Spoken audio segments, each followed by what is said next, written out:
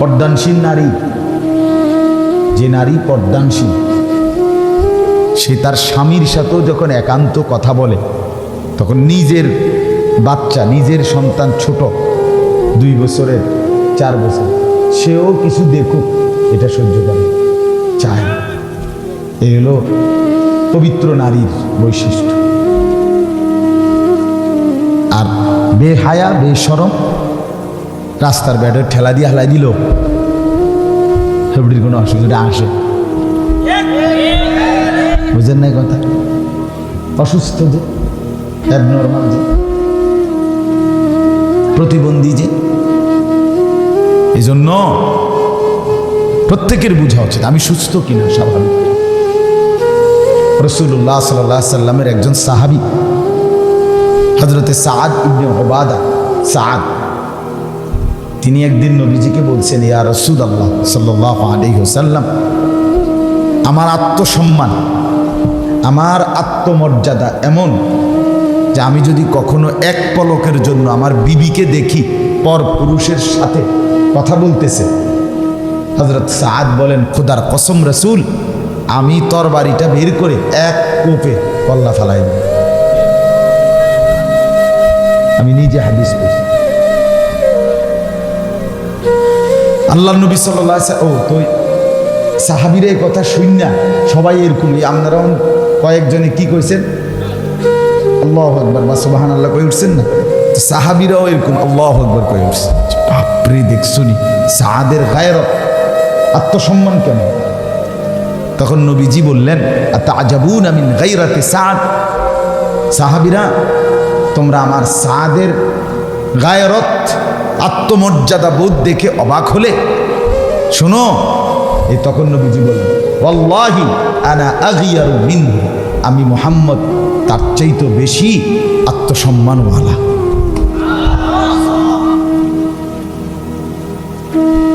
একদিনের জন্য নবীজির কাছে জীবনে, নবীজির 9 জন বিবি একবার জীবনে শুধু বলছিল, ইয়া রাসূলুল্লাহ, আমাদেরকে যে পরিমাণ সংসারের খরচ যাই পাই আমরা আপনার থেকে কষ্ট হয়, একটু যদি বাড়াইয়া সারাইয়া একটু বেশি আমাদের প্রয়োজনীয় জিনিস ব্যবস্থা করতেন আমাদের ভালো হইতো।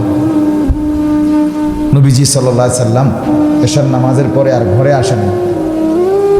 আল্লাহ তাআলা কোরআন নাজিল করে বললেন, বন্ধু আমি জানি কষ্ট লাগছে, আপনার বিবিরা আপনাকে রাইখা দুনিয়া চাইছে, তো যান বলেন গিয়া যে তোমরা যদি দুনিয়া চাও তো যে যা চাও সব বলো, সবটা আমি দিয়ে দেব, বিনিময়ে আমি মুহাম্মদকে ছেড়ে দিতাম, আমার স্ত্রী থাকতে পারবা না, শুধু এটা যদি ত্যাগ করো তো পৃথিবী যা চাও আমি দেব। ফাতাআলাইনা উমাত্তিআকুন্না ওয়া উসাররিহকুন্না সারাহান জামিলা, সূরা আহজাবের আয়াত। আসো বলো কি কি চাও, সব দেব, শুধু শর্ত রাসূলের বিবি আর থাকতে পারবে না। হযরত আয়েশা রাদিয়াল্লাহু তাআলা আনহা বললেন, ইয়া রাসূলুল্লাহ, আল্লাহর কসম আপনাকে হারিয়ে গোটা দুনিয়া পেলেও নিতে চাই। তো নবীজির গায়রত, আত্মসম্মান খারাপ কিছু না, শুধু দুনিয়াবি জিনিস, প্রয়োজনীয় জিনিস আর একটু চাইছে, এতেই নবীজি নারাজ, কষ্ট পাইছে যে দুনিয়া চাইয়ে ফেল, আখিরাত নিবা না তাইলে। এরপরে নবীজি বলেন, আল্লাহু আগিয়ারু, এরপরের অংশ হাদিস নবীজি বললেন, শোনো আমার গায়রত সাদের চাইতে বেশি, আর আমার আল্লাহর আত্মসম্মান বোধ আমার চাইতেও কোটি গুণ বেশি। এই জন্য চরিত্রহীনের শাস্তি আল্লাহ তাআলা বলছে, বন্ধু চরিত্রহীন জিনা করেছে, ব্যভিচার করেছে, তারে শাস্তি, সাবধান, আমনে কথা বলবেন না, কেউ যেন কোনো কথা না বলে, এটা আমার গায়রতে লাগছে, এটার শাস্তি আমি দেব। এই জন্য জিনাকার, ব্যভিচারী, কোনো ভিন নারীর সাথে অবৈধ সম্পর্ক স্থাপনকারীর শাস্তি সরাসরি আল্লাহ ঘোষণা করছে, আয-যানিয়াতু ওয়াজ-যানি ফাজলিদু কুল্লা ওয়াহিদিন মিনহুমা মিআতা জালদ। উভয়টাকে, ছেলে মেয়ে উভয়টাকে 100 দৌড়া মারো, চামড়া যাতে উঠে যায়। এবং বলছে কোনো গোপন জায়গায় না, ওয়ালিয়াশহাদ আযাবাহুমা তাইফাতুম মিনাল মুমিনিন, মুসলমানদের এক জামাত গোল কইরা তাগো সামনে দুটারে চাবুক দিয়ে ফিরবে, 100 করে 200। হ্যাঁ, এবং আল্লাহ বলছে ওয়ালা তাখুযকুম বিহিমা রাফাতুন ফি দীনিল্লাহ, সাবধান, আল্লাহর হুকুম কার্যকর করতে তোমাদের অন্তরে যেন এক বিন্দু কোনো দয়া মায়া না আসে। ফলাইন মানুষ ছেড়ে নি দাও, না না, সাবধান। ব্যভিচারী নারী কিংবা পুরুষ এক বিন্দু ছাড় দিবা। তাহলে দেখেন আল্লাহর গায়রত, আল্লাহ বলেন এই শাস্তি আমি দেব। বিবাহিত পুরুষ নারী পরকীয়া করছে, স্বামী আছে, মহিলা অন্য পুরুষের সাথে সম্পর্ক, স্ত্রী আছে কিন্তু অন্য মহিলার সাথে জিনা করছে পুরুষ, আল্লাহ বলছে ধরো দোনোটা, মাটি খুঁড়ে একদম দোনো নাফরমান রে পাথর মেরে জীবনের তরে হত্যা। কি মনে কর এতটা কঠিন রাগ, এরকম শাস্তি আর কোনো পাপের ব্যাপারে আছে? ডাইরেক্ট ফাত্তর মাইরা ডাকাইতে রে, বেদ্দফেরে, দুশ্চরিত্রকে, বেহায়াকে মেরে ফেলে, যেন পৃথিবীবাসী দেখে ব্যভিচারী, জেনাকার নারী পুরুষের অশ্লীলতার আমি আল্লাহর কতটা অপছন্দ।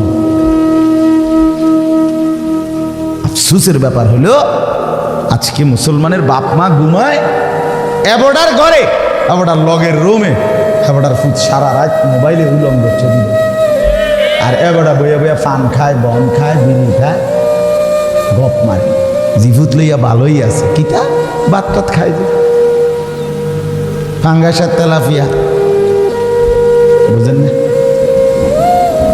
আপেল আর মালটা খায়, যে এবডা পান খাইতেছে আরামসে, পানের কোনো অসুবিধা নাই, চা খাইতে কোনো সমস্যা হইতেছে না।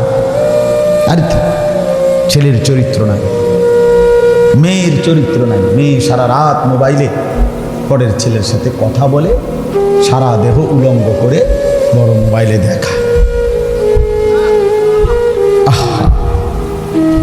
নিকৃষ্ট মা, ওই বাপও বদনসিব, ওই সন্তানও বদনসিব। বন্ধ বলেন আমি পারি না, তো আপনি পারেন না, আপনি আলাদা হন, নাহলে তারে আলাদা করেন।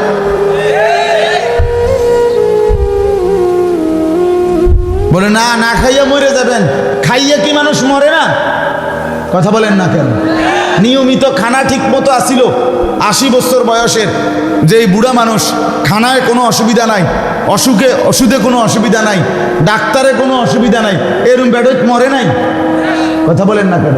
তো তাইলে অসুবিধা কি, সমস্যা কি?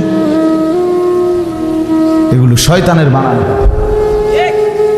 আর শয়তানু ইয়াইদুকুমুল ফাকরা, আল্লাহ বলছে কোরআনে, ইবলিস শয়তান তোমাদেরকে দারিদ্রতার, অভাবের ভয় দেয়। না খাইয়ে মরে, না খাইয়া ফুলার বউ বেফর্দা মাথে না, কারণ ফুলাগার তো এবার টেয়া দিয়ে এবার সংসার চলে। এবারে বেড়ি হারা বাজার গুললি কি, আমার তো খানা ঠিক, কথা বুঝেন? আমি তো আইসি দুনিয়াত খাইতাম না, মরণ পর্যন্ত ভাত খাইতে পারলেই তো আমার সার্থক।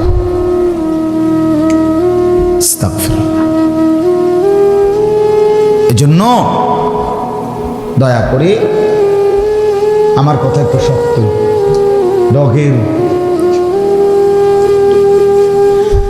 শক্ত কথা বললাম। ছেলেদেরকেও বলি, বাবা নিজেকে পাগল বানায়ও না, মাতাল বানাও, সুস্থ হও, সুস্থ স্বাভাবিক। স্কুলে পড়ো, যারা কলেজে পড়ো কিংবা মাদ্রাসায় পড়ো, ভাই সোজা হিসাব, গুনাহ যার কাছে মজা লাগে, অশ্লীলতা, বেহায়াপনা, নারীর ছবি, উলঙ্গ দৃশ্য, নাচ গান, বেপর্দা নারীর দৃশ্য, খোদার কসম যার কাছে ভালো লাগে, তো তুমি স্বাভাবিক না, তুমি পাগল, তুমি মাতাল, তুমি হায়ওয়ান, তুমি জানোয়ার, তুমি বেহায়া। তুমি আর লগে রাস্তার কুত্তার লগে মিলাইয়া দেই,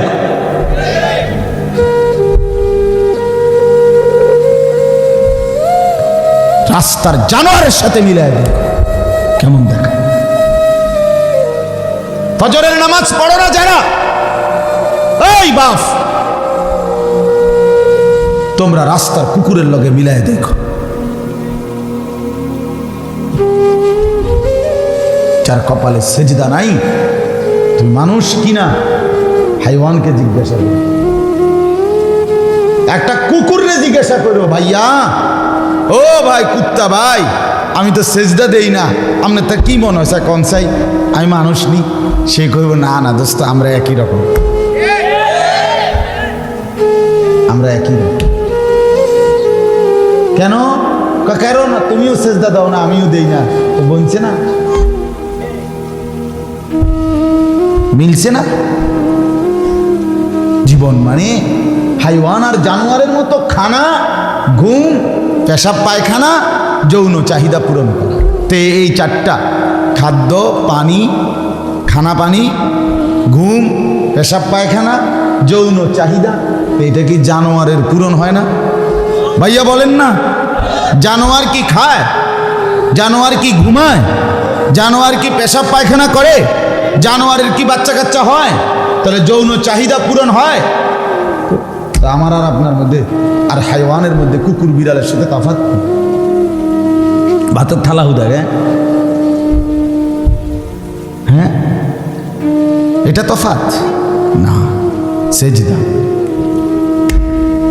গোলামি, আল্লাহর বন্দেগী, ইবাদত, নামাজ, রোজা, হজ, যাকাত, জিকির, তেলাওয়াত, তাসবিহ, আল্লাহর ঘরের তাওয়াফ, এটা পার্থক্য। খানা দিয়া না, ঘর দিয়া না। আমি সেজদা করি, জানোয়ার দেয় না, সেজদা দেয়। আমি কোরআন পড়ি, জানোয়ার পড়ে না। আমি তাসবিহ পড়ি, জানোয়ার পড়ে না। আমি আল্লাহর ঘর জিয়ারত করি, জানোয়ার করে না। আমি রোজা রাখি, জানোয়ার রোজা রাখে। আমি যাকাত দেই, জানোয়ার দেয় না। এটা তফাৎ। কথা বলেন না কেন? পার্থক্য হলে এগুলো না, ভাতের থালা পার্থক্য। তুমি খানা খাও, তো হেইতে খানা খায় না, তো এটার দ্বারা পার্থক্য কি? পার্থক্য কি? বলে না আমরা ভাত খাই, কুকুর তো ভাত খায় না। না পৃথিবীর সব মানুষও তো ভাত খায় না। কথা বোঝেন না? খাবারের আইটেম ভিন্ন হইতে পারে কিনা, তো এটা কোনো কথা। এই জন্য দয়া করে রাত গভীরে প্রথম কথা আমরা এটা বললাম, জীবনটা যদি সুন্দর না করেন, এই নতুন প্রজন্মকে যদি না বাঁচান, আগামী দিনের মুসিবত আমাদের নামেও লেখা থাকতে পারে। কখনো বসনিয়া, কখনো চেসনিয়া, কখনো কসোবা, কখনো হারজেগোভিনিয়া, কখনো সামারকান্দ, কখনো কাশ্মীর, কখনো রোহিঙ্গা, কখনো আরাকান, কখনো ফিলিস্তিন। হতে কি পারে না তার পাশে আমার দেশের নামও লেখা হলো? কথা বলেন না? ফিলিস্তিন যেখানে আজকে মুসলমান নির্যাতিত, রক্তে ভাসতেছে মোমেনের তাজা খুন, সেটা চাঁদের দেশে তো না? ফিলিস্তিন চাঁদের দেশে না? কোথায়? মাটিতে না চাঁদে? আমরা আছি কোথায়?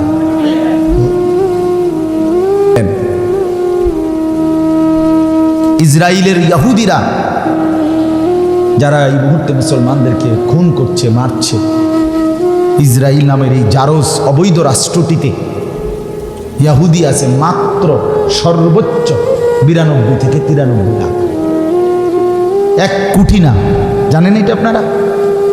ইসরায়েলের ইহুদিদের মোট জনগোষ্ঠী 1 কোটি নয়, 1 কোটি না। আমাদের ঢাকা শহরের 1 কোণা ফিরে রয়েছে 1-2 কোটি মানুষ। 1 কোটি মানুষ না, মাত্র 90 থেকে 92 লাখ বেঈমানের আক্রমণে যদি জমিনে রক্তে ভাসে মুসলমানের, তাজা খুন ঝরে, মা বোন শিশু কোলের বাচ্চার রক্তে যদি জমিন ভাসে, একবার ভাবেন তো 130 কোটি বিধর্মীর কাটা তারের বেড়ার মাঝখানে আমরা। কিছু বুঝছেন? কিছু বুঝছেন? হিসাব করেন তো।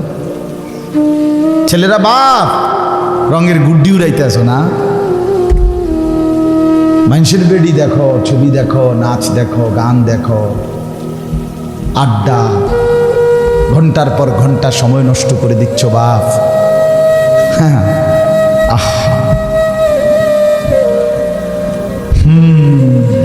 গুনার পাপ, আল্লাহর নাফরমানি। ফেরাউনকেও তো ছাড়ে নাই, তোমারে ছাড়বে?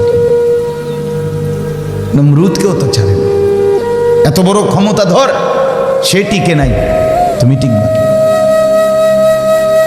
মাত্র 90-92 লাখ কাফেরের আক্রমণ, মুসলমানের এভাবে রক্ত ঝরলে আমরা চতুর্দিকের কাঁটাতারের বেড়া বোঝেন নাই? ফিলিস্তিনের সাথে সীমান্ত, সিরিয়ার, লেবাননের, জর্ডানের, মিশরের, চারোটাই মুসলিম রাষ্ট্র। কথা বলেন না। আমাদের বাংলাদেশের সাথে কোন মুসলিম রাষ্ট্রের বর্ডার বলেন? কোনো এক দিক দিয়ে আছে, কোনো এক দিক দিয়ে। তো কি ভাবেন? কি ভাবেনটা কি? এই জন্য দয়া করে ফিরে আসেন। আপনারা বাপ যারা আছেন, আপনি আপনার ছেলের দায়িত্ব নেন, মেয়ের দায়িত্ব নেন, স্ত্রীর দায়িত্ব নেন। চোখের পানি ফেলে পায়ে ধরে, হাতে ধরে বলেন, আল্লাহকে সেজদা করো, আল্লাহকে নারাজ করো না। এই গুনাহ, পাপ, এই নাফরমানি আমাদেরকে বরবাদ করে দিবে। ওয়াত্তাকু ফিতনাতাল লা তুসিবান্নাল্লাযীনা যালামু মিনকুম খাসসা। খোদার কসম, কোরআনের আয়াত। আল্লাহ বলে, রে আমার বান্দা, আমার দুনিয়ার আযাব, এটাকে এভাবে ভয় করো। কেন? আমি আল্লাহ দুনিয়ার আযাব শুধু পাপীকে দেই না, পাপী ভালো উভয়কেই সমানভাবে দুনিয়ার শাস্তি যখন আসে তখন উভয়ের উপরে যায়। এটা আল্লাহর নিজাম। দুনিয়াতে যখন ঝড় ওঠে, তুফান আসে, ঘূর্ণিঝড় আসে, জলোচ্ছ্বাস আসে, মহামারী আসে, ভূমিকম্প আসে, কোনো না কোনো আযাব গজব আসে, তখন সেটা কি শুধুমাত্র পাপীদের ঘর ভাঙে? কথা বলেন না তো। ফিলিস্তিনে যে এখন মুসলমান মারতেছে ইহুদিরা, এটা শুধু হুজুরদেরকে মারতেছে, ঠিক না? শুধু পাঞ্জাবিওয়ালা করে। রোহিঙ্গা মুসলমান যাদেরকে আপনার মায়ানমার আরাকান থেকে তাড়ায় দিছে, 10 লক্ষের চাইতে বেশি মুসলমান যে বাংলাদেশে এসে আশ্রয় নিছে, এরা সব হুজুর, এরা সব পাঞ্জাবিওয়ালা ছিল। তো তুমি কি ভাবছো ভাইয়া? এই কাফেরের মতো চুল রাইখা ওরা তোমারে আদর করে ললিপপ দিব না, চিপস খাওয়াইব? বেঈমানের মতো যে আমি এক ওয়াক্ত নামাজ পড়ি না, আমার বউ পর্দা করে না, আরে বেটা দেখ গিয়া ইহুদিরে তুমি যদি বলো যে ওই বেঈমান, আরে আমার ঘরে আইয়া দেখ, আমার ঘরে সারাক্ষণ রঙিন টেলিভিশন চলে, আমার বউ বাচ্চা নর্তকীর ছবি দেখে, আমার ঘরেওয়ালারা সবসময় নাচ গান দেখে, দেখ আমার ছেলে নামাজ পড়ে না, মেয়ে নামাজ পড়ে না।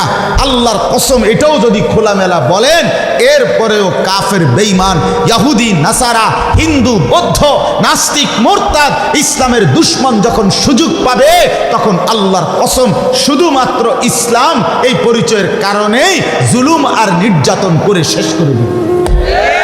কোনো সন্দেহ। তুমি এই চুল দিয়া তোমার পরিচয় আড়াল করবা কেমনে? ভোটার আইডি কার্ডের মধ্যে ধর্মের লগে ইসলাম লেখা নাই। তুমি হাফ প্যান্ট ফিন্দা হাঁটলে কি লাভ? তোমার পাসপোর্ট যখন পাঞ্চ করবে, পাসপোর্টের ভিতরে লেখা আছে না ধর্ম ইসলাম? জন্ম নিবন্ধন সনদে লেখা আছে না ধর্ম ইসলাম? আপনি এটা হারাইবেন কেমনে? এটা সরাইবেন কেমনে? কথা বলেন না কেন? হ্যাঁ, ভোটার আইডি কার্ড আপনার কাছে শুধু, এটা তো আপনার কাছে একটা কাগজে না, এটার পুরা তথ্য গোটা পৃথিবীতে আছে না? তো ইন্টারনেট সারা বিশ্ব জুড়ে না। আপনি পরিচয় আড়াল করবেন কিভাবে? চুল দিয়া, প্যান্ট দিয়া, গেঞ্জি দিয়া।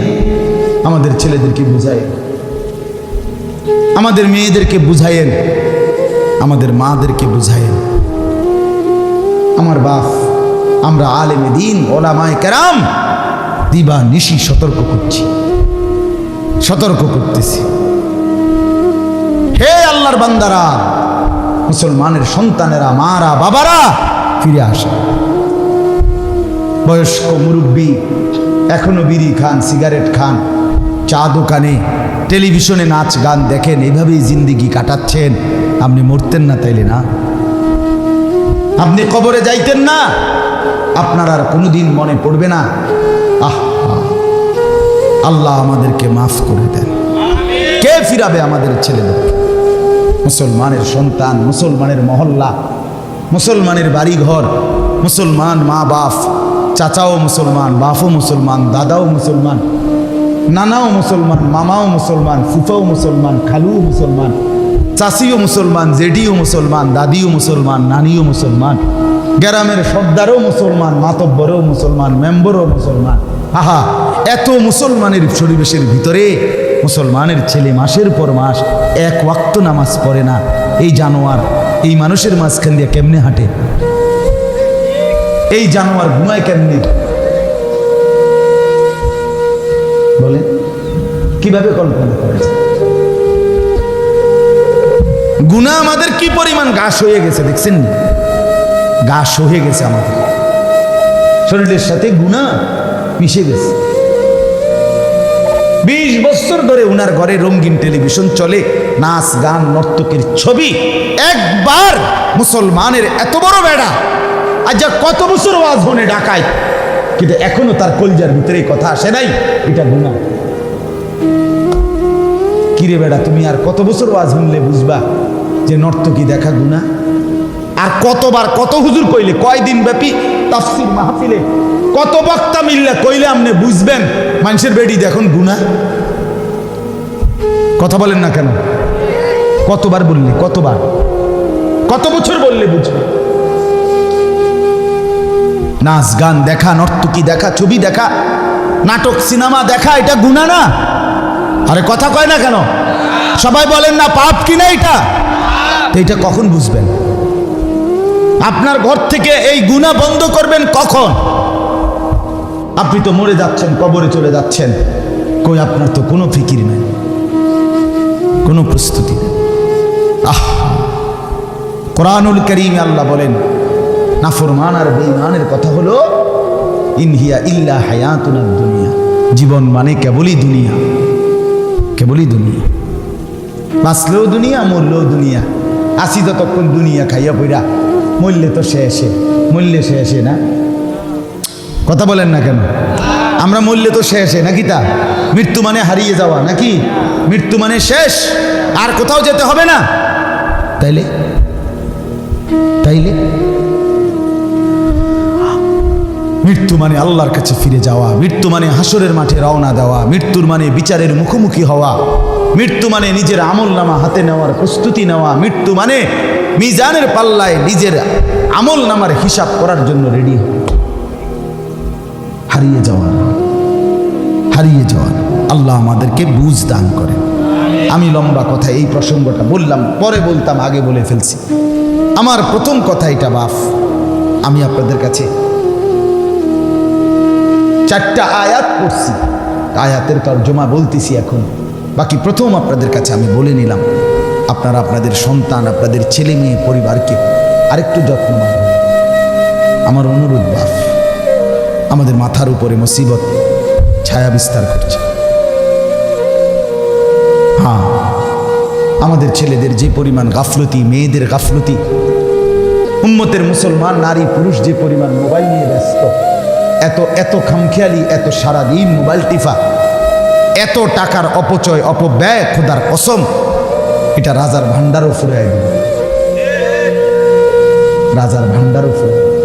আমার নওজোয়ান ভাইয়েরা, সবার কাছে অনুরোধ, হাতে ধরা মোবাইলটা পকেটে নিয়ে আন। এটা যতক্ষণ হাতে থাকবে কোনো ফায়দা হবে না, এই তামাশাই শেষ করে দেবে জিন্দেগি। এজন্য দয়া করে যারা হাতে ধরে আলগি দিয়ে রাখছেন, এগুলো সব নামান, আপনার যদি বয়ান রেকর্ড করতে হয় এরকম স্ট্যান্ড নিয়ে আসবে। স্ট্যান্ড না থাকলে বাঁশে লাগাবে, কিন্তু হাতে ধরবেন। হাতে ধরে রাখলে সারাক্ষণ চুলকায়। মোবাইল কিন্তু সাংঘাতিক অ্যালার্জি, বড় মোবাইলের প্রচুর অ্যালার্জি আছে, চুলকানি আর কি। এটা সারাক্ষণ চুলকায়, মানে সারাক্ষণ এটা টিপতে মন চায়। এটা একটা অ্যালার্জি, একেবারেই বদভ্যাস, ফালতু। প্রয়োজনের মধ্যে আর সীমাবদ্ধ থাকে না, অপ্রয়োজনে অযথা অবহেলা, খামখেয়ালি জিন্দিগিটাই একসময় বরবাদ করে। ফালতু কাজের এই মজা, এটার মধ্যে একটা জাদু আছে, সম্মোহন আছে, মেডিটেশন আছে, নেশা এক ধরনের। নেশাখোর যখন নেশা শুরু করে তো এক গ্লাসে তৃপ্ত হয় না, এক সাগর মদও যদি পান করে অতৃপ্ত থেকে। এই মোবাইল এটার সারা রাতও যদি কেউ টিপতে থাকে, দেখতে থাকে, এই অসভ্য নেশা শেষ হয়। সাংঘাতিক, সম্মোহন করে, টেনে নেয়, জাদু করে, ভীষণ। মুসলমানের লাখ লাখ যুবক ছেলে মেয়ে, তাদের জিন্দিগি একেবারেই শেষ এই মোবাইলের আসক্তি। এই মোবাইলের আসক্তি, চেহারা, সুরত, চুল, জামা, প্যান্ট, শার্ট, কথাবার্তা, চালচল, কিচ্ছুর মধ্যে মানুষের কোনো সুরত নেই। মুসলমান তো দূরে থাকে, একজন সুস্থ স্বাভাবিক মানুষ যেরকম স্বাভাবিক হওয়া এরকম যত্রতত্র দেখবেন হাসে, মানে ওই যে অ্যাবনর্মাল, যে কথা বোঝেন না, যে লোক অ্যাবনর্মাল মানে মানসিক প্রতিবন্ধী, এক কথায় পাগল অথবা আধা পাগল, হে শুধু শুধু হাসে, শুধু শুধু হাসে। গুনার কথা বলার পরেও, পাপের কথা বলার পরেও হাসে। আপনি দেখবেন একটা ছেলেকে বললেন যে তুই চুলি দিয়ে রূপ গায়ে তা আসবে, মানে এর কাছে এটা মজা লাগছে, তাহলে এটা অপদার্থ না, অ্যাবনর্মাল, এটা অসুস্থ, মানসিক প্রতিবন্ধী। হ্যাঁ, আত্মমর্যাদাহীন, বেগায়রত। আপনি বললেন যে তুমি একটা সুস্থ সবল মুসলমান ছেলে, তুমি দাঁড়াইয়া পেশাব করলা কেন? এতে সেন টানতে টানতে হাসতে হাসতে যাবে, মানে মনে হয় এটা মজা করবে আর কি। ওই যে অ্যাবনর্মাল, যে প্রতিবন্ধী, মানসিক সমস্যা, নিজে নিজে হাসে, নিজে নিজে লাফায়, ফালমা, এর কাছে নিজেই নিজের মোবাইল দিয়ে ছবি দেখে, চুল দেখে, নিজেই আপনার মানে অর্থাৎ নিজে নিজে হাসে, নিজে নিজে ভাল লাগে, নিজেই চুলের এভাবে ফিরায়। তো এইটা তো সম্পূর্ণ প্রতিবন্ধী, অ্যাবনর্মাল, পাগলের কার্যক্রম। আমি আগস্ট মাসে আপনার পাবনা গেছিলাম, পাবনা। তো বয়ানের পরে দুপুরবেলা দাওয়াত তাবলীগের আমাদের চিল্লার জামাত ছিল এখানে, আমার সাথীরা আর কি, আমি তাদের নুসরতে একদিন ছিলাম। তখন দেখছি আসর থেকে মাগরিব পাবনা মেন্টাল হসপিটাল, যেটা বাংলাদেশের সবচেয়ে বড় পাগলের হসপিটাল পাবনা না, সেখানে দেখতে গেছি। ওনারা আমারে নিয়ে গেছে দেখাইতে। সবাইকে এমনি ঢুকতে দেয় না, তো পুলিশকে বলে আমাদের কথা পরে জাস্ট অনুমতি নিচ্ছে। তো আসর থেকে মাগরিব আমি দেখছি অনেক 100-200 হবে, দেখছি যা ঘুরে ঘুরে। পাগল তো অনেক, মানে আমি যে দূর পারছি দেখছি আর কি। এর মধ্যে একেবারে বিশ্বাস করে আজীব।